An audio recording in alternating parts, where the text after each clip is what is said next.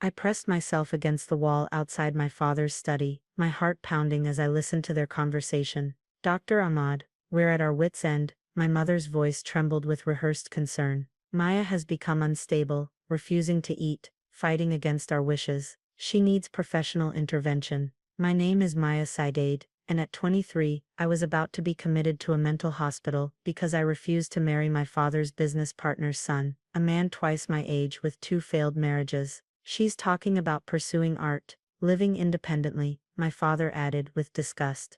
This isn't how we raised her. The marriage has been arranged since she was 16. She knows her duty. I clutched my phone tighter, the recording app capturing every word. 7 years of medical school, a completed residency, and still, to them I was just a bargaining chip in their social circles. And you say her behavior has become erratic? Dr. Ahmad asked, his pen scratching against paper. Completely, my mother responded. She's been sneaking out, making secret phone calls. Yesterday, I found her researching apartments online. She's clearly having a breakdown. I almost laughed at the irony. My erratic behavior was actually careful planning. Preparations I'd been making ever since I discovered their plans to marry me off to Khalid Rahman, a 46-year-old man known for his controlling nature and volatile temper. We can admit her for observation, Dr. Ahmad said. A few weeks of therapy might help her understand the importance of family obligations. A few weeks, that's all they needed to break me, to force me into a marriage that would destroy everything I'd worked for. But they'd underestimated me. They still saw me as the obedient daughter who'd followed their every command, who'd pursued medicine because they demanded it, who'd never questioned their authority. When can we bring her in? My father asked. I have an opening tomorrow morning. Bring her to my private clinic. We'll handle everything discreetly. I slipped away from the door, moving silently up the stairs to my room. My travel bag was already packed, hidden beneath my bed, passport, cash I'd been saving from my hospital stipend, and essential documents I'd secretly gathered over the past months. My phone buzzed with a text from Sarah, my best friend since medical school. Everything's ready, just say when. I typed back quickly. Tonight. They're planning to commit me tomorrow morning. Sarah had been my lifeline through all of this, helping me plan my escape while my parents thought I was working extra hospital shifts. They never questioned why I stayed late at the hospital. After all, a dedicated doctor was more attractive to potential in-laws. I heard footsteps approaching my room, and quickly sat at my desk, pretending to review patient files. My mother entered without knocking, her face a mask of concern. Maya, dear, we're worried about you, she began, perching on my bed. Your father and I have been talking to Dr. Ahmad about getting you some help. I kept my voice steady, playing the role they expected. Help with what, Mama? This resistance to the marriage, these wild ideas about independence, it's not healthy, Beta. A few weeks of rest and therapy will help you think clearly. I turned to face her, studying the woman who'd once been my role model. And if I refuse? Her eyes hardened slightly. It's already arranged. We're taking you to the clinic tomorrow morning. Pack a small bag. Little did she know, my real bag was already packed, and it wasn't for the clinic. After she left, I waited until the house grew quiet. My parents always retired early, a habit I'd counted on for my plan. At exactly 11:30 p.m., Sarah's car pulled up silently outside our gated community. I changed into the clothes I'd hidden in my medical bag, dark and practical, instead of the traditional clothes my parents insisted I wear at home. The notebook I left on my desk contained a single message: I won't let you destroy my life to preserve your reputation. As I crept down the stairs, I heard my father's snoring from the master bedroom. The security system, installed to keep me in as much as to keep others out, had one weakness: my father never changed the code for my birthday. I punched in the numbers and slipped out through the side door, my heart threatening to burst from my chest. Sarah was waiting in her car, engine running quietly. Did anyone see you? She whispered as I slid into the passenger seat. I shook my head, clutching my bag. They think I'm sleeping. They won't check until morning when they're supposed to take me to the clinic. Sarah pulled away smoothly, driving through the quiet suburban streets. Your flight's in 3 hours. You'll be in London before they even realize you're gone.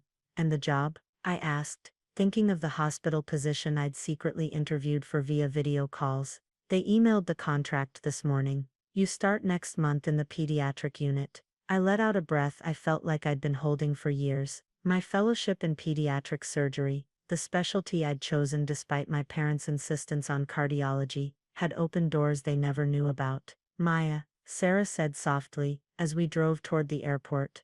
Are you sure about this? Once you do this, there's no going back. I thought about the life they had planned for me, married to a man who saw me as property, my medical career reduced to a status symbol, my independence stripped away entirely. I'm sure, I replied, touching the passport in my bag. They planned to lock me up in a mental hospital to force me into marriage. They lost the right to be part of my life the moment they made that decision. The night sky stretched out ahead of us, filled with stars and possibilities. My parents thought they were protecting me, preserving their cultural values. Instead, they'd pushed me to break free entirely. Sarah pulled up to the international terminal. I'll keep an eye on things here, let you know what happens. I hugged her tightly, fighting back tears. Thank you for everything.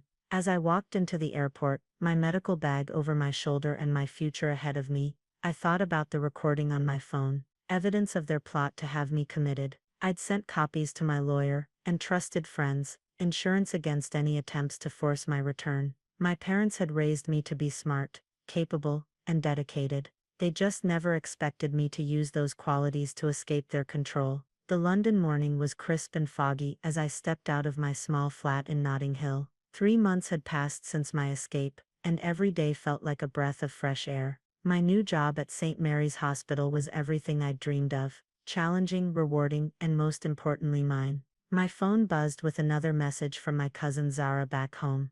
They're still telling everyone you had a mental breakdown, and you're in a private facility getting treatment, but people are starting to ask questions. I smiled grimly. Of course they'd rather pretend their daughter was mentally ill than admit she'd escaped their control. My parents' perfect facade was cracking though. It's hard to maintain the story of a daughter in treatment when that daughter is posting surgical success stories on medical forums under her own name. Dr. Syed, a nurse called out as I entered the pediatric ward. Your patient from yesterday, Tommy, his fever's broken. These small victories were what I lived for now. Not the social status my parents craved, not the approval of community aunties, but the real difference I could make in children's lives. Sarah's daily updates kept me informed of the chaos I'd left behind. My parents had discovered my absence around 7 a.m., just as they were preparing to take me to Dr. Ahmed's clinic. The security footage they checked showed nothing. I'd looped it the week before, another skill they didn't know I had. Your mother went to the police, Sarah texted during my lunch break. But your lawyer showed them the recording of their plans to forcibly commit you. They backed off immediately. False imprisonment is still a crime, even for parents. I was reviewing patient charts when my office phone rang. The hospital administrator's voice was gentle but firm. Dr. Syed, there's a couple in the lobby claiming to be your parents. Hospital security has been notified. My hands shook slightly as I put down the phone. I'd known this day would come. They'd eventually track me down through medical registries. That's why I'd prepared for it. I walked to the lobby, my white coat like armor around my shoulders. They stood there, looking somehow smaller than I remembered. My mother's eyes were red from crying, my father's face lined with what might have been worry or anger. Beta, my mother started, stepping forward. Come home, whatever confusion you're experiencing. Dr. Syed, I corrected her firmly. Here, I'm Dr. Syed, and I'm not confused. Security guards stood discreetly nearby, alerted by my lawyer's previous warnings about potential harassment. This childish rebellion has gone on long enough, my father said, his voice carrying that familiar tone of authority that used to make me shrink. You're coming home to fulfill your responsibilities. I pulled out my phone, playing the recording I'd made that night. Their voices filled the quiet lobby. She needs to be institutionalized until she agrees to marry. They paled as their own words echoed back at them. I have copies of this everywhere, I said calmly. If anything happens to me, if I suddenly agrees to return, they'll be released to every family member, every community leader, every medical board. You would blackmail your own parents? My mother gasped. You would institutionalize your own daughter for refusing forced marriage, I countered. I'm not the one who broke our family's trust. My father's face hardened. If this is your choice, you are no longer our daughter. No, I replied, standing straighter. You lost the right to call me daughter when you planned to imprison me for wanting to live my own life. A nurse appeared at my elbow. Dr. Syed, Your patient in room 304 needs you. I turned to my parents one last time. I have surgery scheduled, patients who need me. A life I've built without your permission or approval. Don't come here again. As I walked away, my mother called out, Maya, please. I didn't look back. The scared daughter they could control was gone, replaced by the doctor and woman I'd always wanted to be. Later that night, as I sat in my flat reviewing cases, Sarah called. Your parents are telling everyone you've lost your mind and joined a cult. I laughed, surprisingly free of bitterness. Let them. The truth has a way of coming out. The hospital board received a complaint about your mental stability, she added. But apparently your department head called it a transparent attempt at harassment, and dismissed it immediately. I thought about Tommy, my young patient, whose life I'd helped save yesterday, about the residents I was training, the research I was conducting, the career I was building. No cage, no matter how gilded, was worth giving this up. You know what's funny? I told Sarah. They raised me to be strong, independent, and dedicated to helping others. They just never expected me to apply those qualities to my own life. As I looked out over the London skyline, I felt at peace. Sometimes the bravest thing you can do is save yourself. 1 year after my escape, I stood at the podium of the International Pediatric Surgery Conference in Geneva, presenting my groundbreaking research on minimally invasive techniques for newborns. The irony wasn't lost on me. My parents had always pushed me toward prestigious medical achievements, but now that I'd achieved them on my own terms, they couldn't share in the triumph. As I finished my presentation to enthusiastic applause, I spotted a familiar face in the audience. Dr. Ahmad, the very doctor who'd agreed to commit me, sat there looking uncomfortable. Our eyes met briefly before he looked away. During the reception, he approached me cautiously. Dr. Syed, your research is remarkable. Thank you, I replied coolly. Quite different from diagnosing convenient mental illnesses for controlling parents, isn't it? He flushed, adjusting his tie nervously. About that, I've actually stopped taking those kinds of requests. Your case made me realize what I was enabling. I nodded, accepting his unspoken apology. Change happens one person at a time. Back in London, my life had fallen into a rhythm I loved. My flat felt like home, decorated with the art I'd always wanted to create, but was never allowed. My walls featured photographs from my travels, Paris, Rome, Barcelona, all places I'd visited on my own terms. Sarah kept me updated on the aftermath back home. The community had slowly begun to question my parents' version of events, especially after my research was published in leading medical journals. It's hard to maintain the story of a mentally unstable daughter when she's being celebrated in her field. Your cousin Zara is getting married next month, Sarah told me, during our weekly video call. But she's refusing the man her parents chose. She said you showed her it was possible to choose her own path. I smiled, thinking of the quiet revolution my actions had sparked. 3 other girls from our community had reached out to me through Sarah, seeking advice on escaping arranged marriages. I'd helped them all, setting up a discreet network of support. Then came the day that changed everything again. A critical case arrived at my hospital, a 6-month-old baby with a complex heart condition. When I saw the parents' names on the chart, my heart stopped. It was my cousin Adil's son. They flew him in from Dubai, my colleague explained. They specifically requested you. Apparently you're the only one they trust to perform this surgery.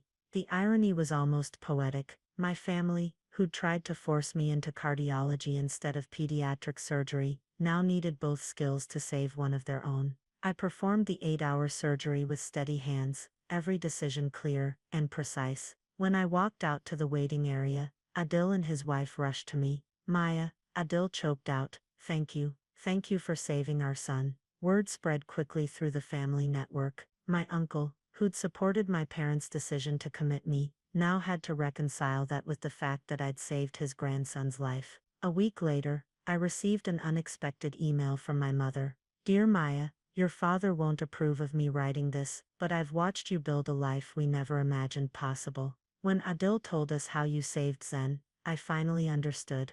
We were wrong. Our fear of losing control made us lose you instead. I don't expect forgiveness, but I want you to know I'm proud of the woman you've become. Mama, I didn't reply immediately. Some wounds need time to heal properly, something I'd learned both as a doctor and as a daughter. Instead, I focused on my latest project, establishing a foundation to help young medical professionals escape forced marriages and family control. We provided legal support, safe housing, and career guidance. The scared girl who'd packed a travel bag in the middle of the night had become a lifeline for others. During my next lecture at a medical school, a young resident asked me the question I'd been expecting. Dr. Syed, how did you find the courage to choose your own path? I thought about that night, about the fear and determination that had driven me. Sometimes, I answered, the most difficult surgery we perform is cutting away the parts of our lives that are hurting us. But just like in medicine, proper healing can only begin after we make that crucial first incision. My story had become a different kind of arranged marriage, one where I'd chosen to marry my passion for medicine with my desire for freedom. It wasn't the life my parents had planned for me, but it was the life I'd fought to create. And as I looked out at the eager faces of future doctors, I knew that sometimes the bravest thing we can do is write our own story, even when others have already planned the ending. The end.